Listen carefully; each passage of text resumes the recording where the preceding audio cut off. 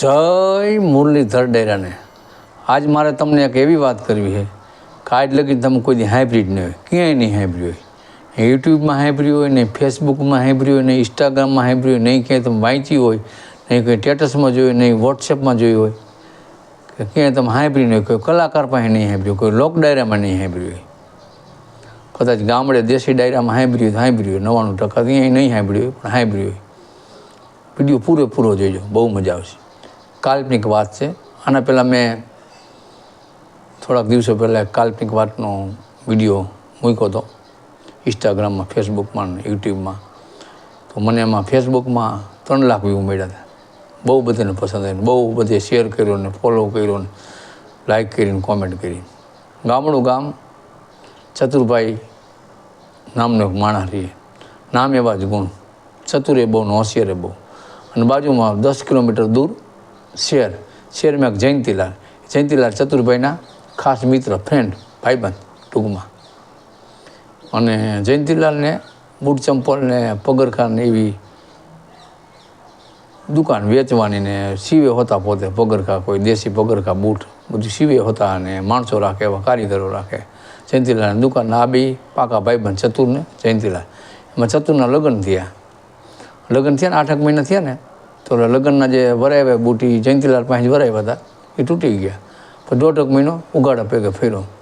ઘરને એક દી કે ઉગાડા પેગે 1.5 મહિના થયા ફરો, શું એક્યુપેચરની કસરત કરો કે વેચ નથી?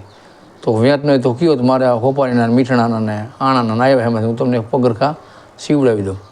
તો કે એવી કાંઈ વાત નથી ગાંડી ચતુર કીએ, પણ મારે મફત મેર પડે ને તે સીવડાવવા. એમ એક દી જયંતિલાલની દુકાને ચતુરભાઈ ગયા. આજ તો જયંતિલાલ કહે મારા માપના બૂટ સીવી નાખો.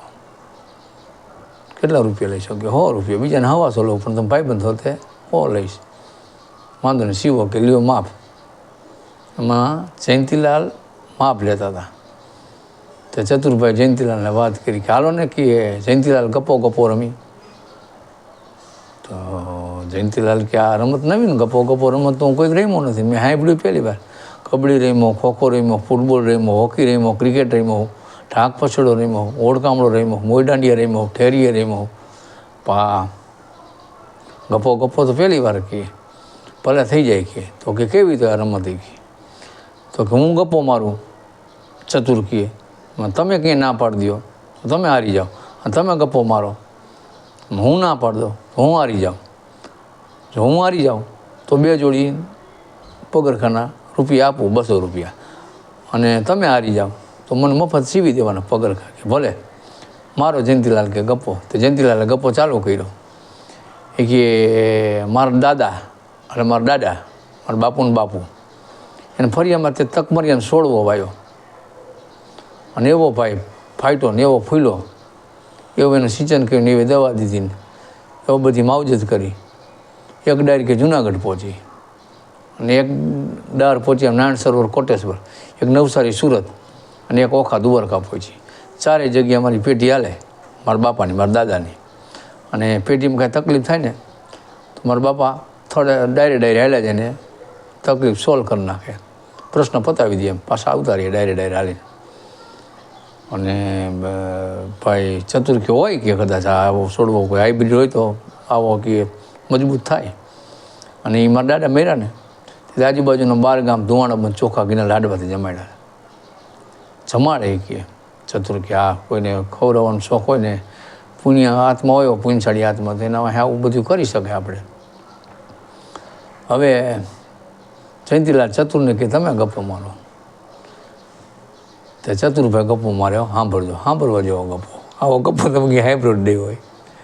એ કે મારા દાદાને આવો કાંઈ વનસ્પતિ ફૂલ ઝાડ ને એવા કાંઈ શોખ નહીં, પણ એકવાર ખેતરમાંથી મારા દાદાને ટીટોળીનું બચ્ચું જડ્યું, એટલે મળ્યું ટૂંકમાં, જુદું પડી ગયું તેને માથી. તો મારા બાપા ઘરે લઈ આવ્યા ને એને ઉછેરીને મોટો કર્યું. તો 1.5 મહિનો થયો ને તો કે ભેંસ જેવડું થઈ ગયું. પાછો કે 3 મહિના થયા ને હાથી જેવડું થઈ ગયું. એ બચ્ચું નારી જાત હતી, માદા, અને એમાં કે ગામડી થઈ, એટલે હબર થઈ, અને વિયાણી, દૂધ ન હમાય. ગામ આખું ભેરું થયું, સરપંચ, ઉપસરપંચ, મંત્રી, ગામ પંચાયતના સદસ્યો, બધા અમારા કુટુંબજનો, આખું ગામ 18 વર્ણ ભેરું થયું.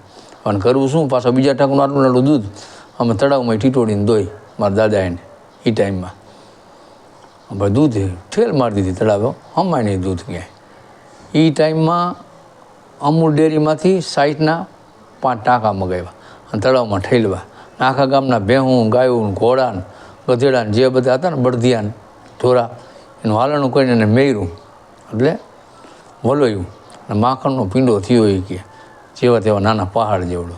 પછી મોટા મોટા તવા લઈ આવ્યા 5000 તવા મૂક્યા ગામને ફરતા ને બધા માણસો બધા આખું ગામ આજુબાજુના ગામવાળા કામ કરાવવા આવ્યા બધા. ટૂંકમાં બે આજુબાજુના ગામમાં જ રહેતા સમજાણું. જયંતિલાલને ચતુરભાઈ અને ભાઈ જમા બેઠો અને એ ઘી કેટલું થાય તેથી તાર દાદા 200 ડબ્બા ઘીના લઈ ગયા છે. બારગામ ધોવાણા બંધ જમાડ્યું હતું ને એમાં જ જમાડ્યું તારા બાપુજી અને એમ કહેતા ગયા છે અટાણ થયા થયા ને એ નથી મારા બાપુજી નથી તારા બાપુજી નથી તારા દાદા નથી મારા દાદા નથી એ કે હું તમને પછી પૈસા 200 ડબ્બા ઘીના આપી દઈશ અને કદાચ ન આપું ને તો મારો દીકરો જયંતિ આપી દઈશ. જયંતિ કે ના હો 200 ડબ્બા ઘીના ડબ્બા હું ન આપું અને આવું હોય જ ને આવું બને જ નહીં કોઈ દીધા જ ન હોય ના એ વાતમાં હું ના પાડું. તો ચતુર કે તો પગરખા સીવી દે સાનું હે જો હા પાડે તો 200 ડબ્બા ઘીના દેવા પડે પૈસા અને ના પાડે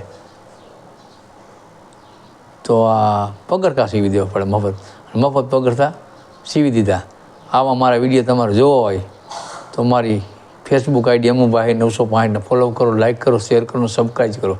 ઇન્સ્ટાગ્રામ આઈડી પણ અમુભાઈ આહિર 965, યુટ્યુબ ચેનલ અમુભાઈ 5115. જય મુરલીધર ડાયરાને.